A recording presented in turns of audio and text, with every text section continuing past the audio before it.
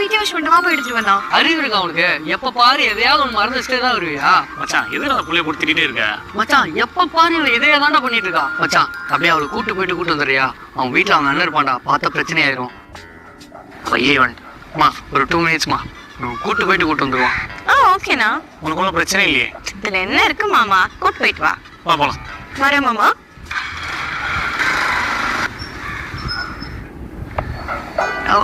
வந்துருவாம்மா, வந்துருவான். அண்ணா பாத்து. சரி மச்சான், பாத்துக்கோங்க. போலாமா? உனக்கு என்ன தைரியம் இருந்தா அவ நீ பைக் ஏத்திட்டு போவ? நீ தானே கூட்டு போக சொன்ன. சாவி முருகன் இருக்குடி, போய் வாங்கிட்டு வந்துரு. சரி மாமா.